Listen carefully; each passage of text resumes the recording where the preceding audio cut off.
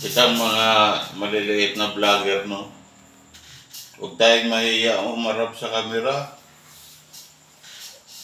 Kamera lang yan eh. Gumagastos tayo ng tawag na to, internet. Na magbayad po sa tuwa, kana mang sa Facebook. Nga, kita po tayong mga mahihirap. Hindi pa natin suportahan yung kapwa natin mahirap. Yung mga magsasaka, mangingisda, yung mga mahihirap ba? Dapat ipapalo natin. Pag pangit ka, scroll ka. Magsasaka ka, i-scroll ka. Pero pag mayaman ka, sikat, maganda at gwapo, ipapalo ka. Dapat tayo mga Pilipino magtutulungan. Alay, pag mahirap ka, yun, suot mo ang dumi-dumi, hindi ka nila ipapalo. Pagtingin sa'yo, dapla yung ilong mo. Wala pang gera, nakadapa na yung ilong mo. I-scroll ka nila. Dapat magtutulungan tayo.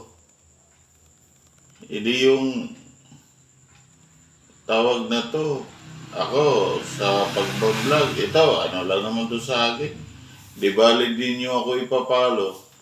Basta ang Panginoon, sundin nyo.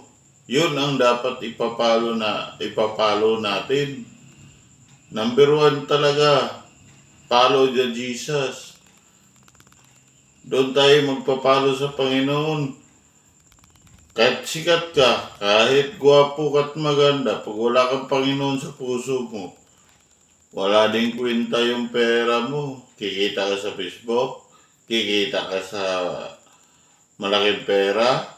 Wala din yan kapag ang Panginoon ang sa'yo, bibigyan ka rin niya ng hindrance para maubos agad yan.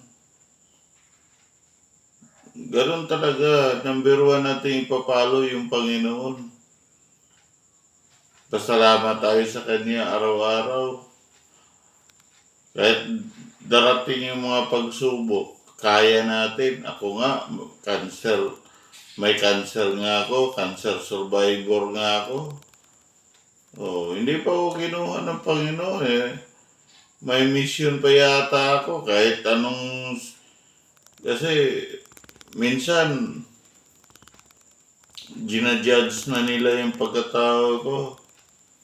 Pero hindi nila alam kung anong laman talaga ng puso ko. Kaya tayo, yung may mga takot sa Panginoon, dapat magpapasalamat tayo. Di bali, niluloko tayo sa ibang tao. Basta wag lang tayo mismo ang manloko. Kahit anong sasabihin nila, nanahimik na lang tayo. Ganon tayong mga kapwa vlogger.